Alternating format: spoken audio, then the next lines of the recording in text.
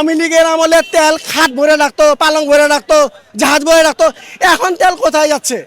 এখন তেল কেন সংকট? একটা ছোট্ট একটা তরমুজের দাম 300 টাকা। জিজ্ঞেস করলাম কেজি হিসাবে, তরমুজ কেন কেজি হিসাবে খাবো? আর এই মুহূর্তে আমরা শেখ হাসিনারে মিস করতেছি। শেখ হাসিনা সেই রেসিপি মিস করতেছি। আমরা রেসিপি পাই না। কাঁঠালের বার্গার সিন্ডিকেট আপনার মতো আমার মতো লোকজনই করতেছে নাকি? উনি উপরে ফেরেস্তা করতেছে, আমরাই করতেছি।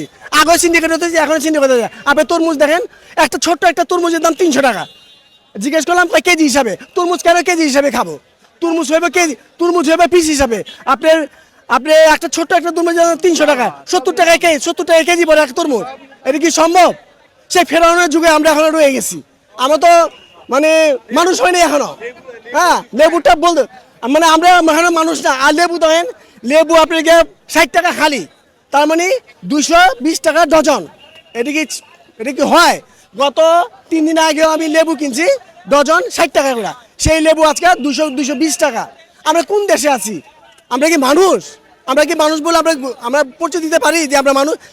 বিশ্বের সব দেশে রোজা আসলে সব সবজির দাম কমে যায়, সব জিনিসের প্রত্যেকটা মূল্য, প্রত্যেকটা জিনিসের মূল্য কমে যায়। আর বাংলাদেশে তার উল্টা চিত্র কেন? বাংলাদেশে দেখেন আপনার তেলের সমাপ্তি করতেছে। আপনার তেল আগে আচ্ছা, আমার একটা কথা, আওয়ামী লীগের আমলে তেল খাট ভরে রাখতো, পালং ভরে রাখতো, জাহাজ ভরে রাখতো। এখন তেল কোথায় যাচ্ছে? এখন তেল কেন সংকট? আবার তোরা মানুষ হ, আমরা মানুষ হইনি এখনো। আপনি বলতেছেন যে সরকারের ব্যর্থতা। না ভাই, সরকারের কোনো ব্যর্থতা নাই। এটা আওয়ামী লীগ সরকার না, বুঝছেন?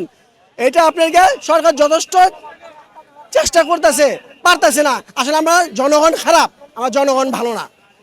আপনি দেখেন শশা 80 টাকা কেজি, যে শশা ছিল 40 টাকা করে কেজি।